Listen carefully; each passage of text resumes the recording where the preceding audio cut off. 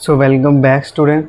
तो पिछली वीडियो में हमने देखा कि अर्थमेटिक ऑपरेटर्स क्या होते हैं, कैसे हम अर्थमेटिक ऑपरेटर्स का यूज़ करके अर्थमेटिक ऑपरेशंस परफॉर्म कर सकते हैं। तो इस वीडियो में हम देखेंगे कि कंपैरिजन ऑपरेटर्स क्या होते हैं, कैसे हम उनका यूज़ करके कंपैरिजन ऑपरेशन परफॉर्म करेंगे और इसके अलावा हमारे पास उसकी आउटपुट किस तरीके से शो होती है। तो सबसे पहले एक न्यू फाइल को क्रिएट करेंगे जिसका नाम रखेंगे हम lecture7.cpp और यहाँ पर हमारी हेडर फाइल जो है वो उसको इंक्लूड करेंगे iostream using name space std and हमारा मेन फंक्शन। तो कंपैरिजन ऑपरेटर आखिर होते क्या हैं? तो कंपैरिजन ऑपरेटर हमारे पास किसी भी दो वैल्यूज़ या दो वेरिएबल्स को कंपेयर करने के लिए यूज़ होते हैं कि हमारे पास जो वो दो वैल्यूज़ हैं या दो वेरिएबल्स हैं वो इक्वल्स टू हैं या नहीं, उनमें से कौन सा बड़ा है और कौन सी वैल्यू जो है किसकी वैल्यू छोटी है किसकी वैल्यू बड़ी है। तो आज हम देखेंगे कि हमारे पास किन किन तरीके के कंपैरिजन ऑपरेटर्स होते हैं, कैसे हम उनको यूज़ कर सकते हैं।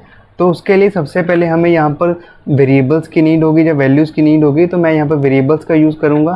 तो यहाँ पर मैं दो वेरिएबल्स क्रिएट करूँगा। पहला वेरिएबल्स मान लीजिए मैंने क्रिएट करा m, जिसको वैल्यू देता हूँ मैं 5 एंड दूसरा वेरिएबल क्रिएट करा हमने n, जिसकी वैल्यू देता हूँ मैं 7। तो सबसे पहले हमारा जो कंपैरिजन ऑपरेटर है वो चेक करने के लिए कि हमारे पास जो दो वैल्यूज़ हैं वो इक्वल हैं कि नहीं है, तो उसके लिए हम यूज़ करते हैं cout। ब्रैकेट के अंदर हम लिखेंगे m इक्वल्स टू n। तो भी आप सोच रहे हो कि मैंने डबल इक्वल्स टू क्यों यूज़ किया। वो इसलिए क्योंकि हमारे पास जो सिंगल इक्वल्स टू है वो असाइनमेंट ऑपरेटर है, जैसे कि मैंने यहाँ पर यूज़ करा।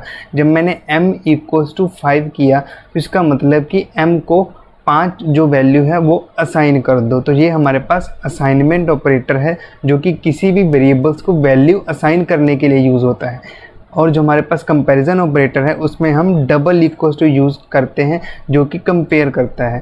तो अभी हमको साफ साफ दिख रहा है कि हमारे पास ये जो दो वैल्यूज़ हैं वो इक्वल्स टू नहीं है। तो अगर हम इसको चेक करें तो इसका आंसर क्या होगा, लेकिन उससे पहले मैं रन करने से पहले रिटर्न 0 यहाँ पर ज़रूर से लगाऊंगा, रिटर्न 0, क्योंकि हमारा जो मेन फंक्शन है ये इंटीजर मेन है तो हमें 0 रिटर्न करना है। तो भी आप देखिएगा कि हमारे पास ये जो आंसर आया है वो 0 आया है। तो 0 क्यों आया है? क्योंकि 0 का मतलब है फॉल्स। तो यहाँ पर जब मैंने लिखा cout m इक्वल्स टू 7, तो इसका मतलब कि हमारे पास ये जो वैल्यू है इसने हमें लिखा है कि हमारा जो m है वो n के इक्वल है, जो कि एक फॉल्स स्टेटमेंट है। तो फॉल्स हमारे पास यहाँ से 0 से डिनोट होती है। अगर ये हमारे पास ट्रू होता है तो ये 1 हमें शो करता। तो यहाँ पर कोड की रीडेबिलिटी अच्छी करने के लिए मैं यहाँ पे लिखूँगा द वैल्यू इन्वर्टेड कॉमा के अंदर the value of m equals to n is inverted comma close and एक एंड ज़रूर से लगाएंगे। एंड अगर हम अब इसको रन करें, ये स्पेस हटा देता हूँ मैं यहाँ से, ये थोड़ा खटक रहा है। और अब अगर मैं इसको रन करूं तो अब देखिएगा कि हमारे पास जो आउटपुट आई है ये थोड़े बेटर वे में आई है, थोड़े बेटर मैनर में आई है। तो 0 का मतलब कि ये हमारे पास जो स्टेटमेंट ये फॉल्स है, जो कि बिल्कुल सही बता रहा है। हमारे पास m जो है वो n के इक्वल नहीं है। तो अब हमारे पास जो दूसरा कंपैरिजन ऑपरेटर है वो होता है नॉट इक्वल्स टू। मतलब हमारे पास हम लिखेंगे cout the value of m not equal to n is this. तो हमारे पास ये जो एक्सक्लेमेशन मार्क है, एक्सक्लेमेशन मार्क के साथ अगर हम इक्वल टू का साइन लगाए तो ये हमें नॉट, तो ब्रैकेट के अंदर हम इसको रन करेंगे n लगा के एंड एंडल लगा के। तो आप देख सकते हैं कि हमारा सारी जो रेड लाइन्स है वो हट चुकी हैं, हमारा जो कोड है वो एरर फ्री है।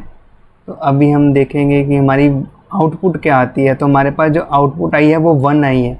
वो 1 इसलिए आई है क्योंकि ये जो हमारी स्टेटमेंट है ये बिल्कुल राइट स्टेटमेंट है।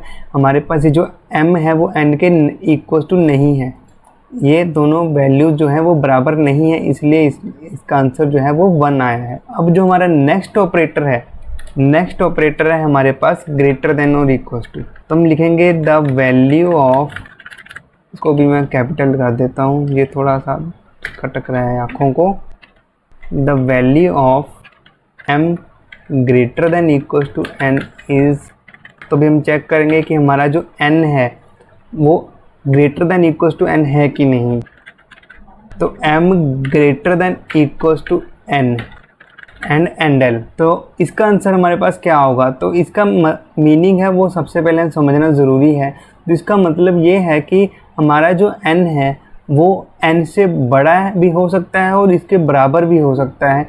इन दोनों कंडीशंस में हमें वैल्यू 1 रिटर्न करेगा। तो अगर हम इसको रन करें, तो अगर हम यहाँ पर सिंपल रन करें तो हमारे पास इसकी वैल्यू 0 आई है, जो कि बिल्कुल सही आई है, क्योंकि हमारे पास जो m है ये ना तो n से बड़ा है और ना ही n के बराबर है। अभी हमारा जो नेक्स्ट वेरिएबल है वो है less than equal to, so the value of m less than equal to n is, bracket के अंदर लिखेंगे हम m less than equal to n and एक एंडल लगाएंगे और इसको रन करेंगे। तो इसका मतलब ये है कि हमारा जो n है, हमारा जो m है वो n से छोटा भी हो सकता है और उसके बराबर भी हो सकता है। तो क्योंकि हमारा ये जो m है वो n से छोटा है, इसलिए यहाँ पर हमें जो आउटपुट मिली है वो हमें मिली है 1, कि हमारी जो स्टेटमेंट है ये सही है। हमारा जो m है वो n से छोटा है, इसलिए हमें 1 मिला है। अभी जो इससे अगला ऑपरेटर है हमारे पास, वो सिर्फ चेक करेगा कि ये बड़ी है कि ये वैल्यू छोटी है, उसमें इक्वल टू का कोई भी रोल नहीं होगा। तो हम ये लिखते हैं see out the value of m greater than n is, तो इसमें जो है वो हम इक्वल टू का कुछ भी नहीं आएगा, मतलब कि इसमें इक्वल टू का कोई भी रोल नहीं है।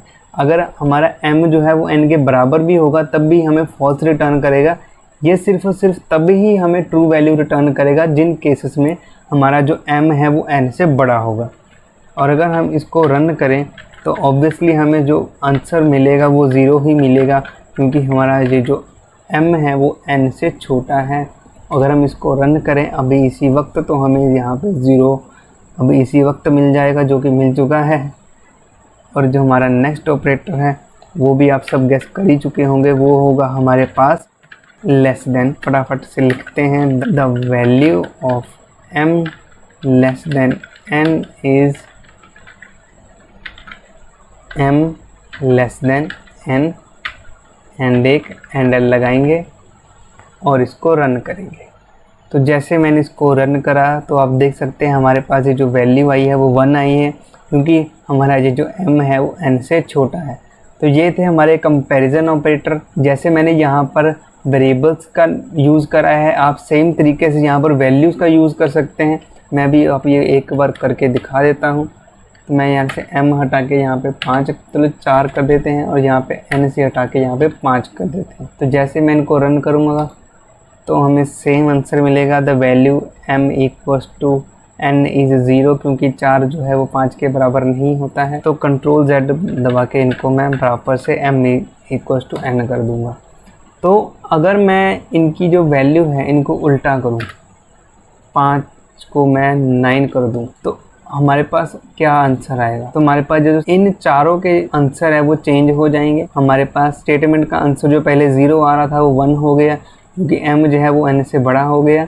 और सेम चीज़ यहाँ पर भी हुई, m ग्रेटर देन n है तो यहाँ पर 1 है और यहाँ पर 0 है, क्योंकि m जो है वो बड़ा है, वो छोटा नहीं है। और इसके अलावा मैं यहाँ पर अगर इक्वल्स टू कर दूँ, इसको हटा के मैं 7 कर दूँ, तब भी आप देखिएगा कि हमारे पास कौन कौन सी जो वैल्यू है वो ट्रू आई है और कौन कौन सी फॉल्स आई है। तो पहली हमारे पास m इक्वल्स टू n, तो वो 1 आई है, क्योंकि ये दोनों बराबर हैं, तो ये कंडीशन ट्रू है। दूसरी वैल्यू जो हमारे पास हर केस में 1 आ रही थी वो इस बार 0 आई है, क्योंकि ये नॉट इक्वल्स टू नहीं है, ये दोनों इक्वल्स टू हैं। और हमारे पास इन दोनों स्टेटमेंट की जो वैल्यू अलग अलग आ रही थी वो सेम आई है, क्योंकि दोनों ही स्टेटमेंट्स के अंदर, दोनों ही कंडीशंस के अंदर हमने इक्वल्स टू का साइन लगाया था। तो इक्वल्स टू का मतलब कि अगर इक्वल भी हुआ तब भी ये हमें ट्रू वैल्यू रिटर्न करेगा जो इसने करी है। और इन दोनों केसेस में हमारे पास 0 रिटर्न हुआ है, फॉल्स रिटर्न हुआ है। इसका मतलब हमारी जो वैल्यू है ये ना तो बड़ी है और ना ही छोटी है, ये बिल्कुल ही बराबर है। तो आप इस तरीके से अपनी मर्ज़ी से डिफरेंट तरीके की वैल्यूज़ यहाँ पर लगाकर अपने डिफरेंट तरीके के एक्सपेरिमेंट कर सकते हैं, डिफरेंट तरीके से प्रैक्टिस कर सकते हैं। तो आज की वीडियो के लिए बस इतना ही। Thanks for watching.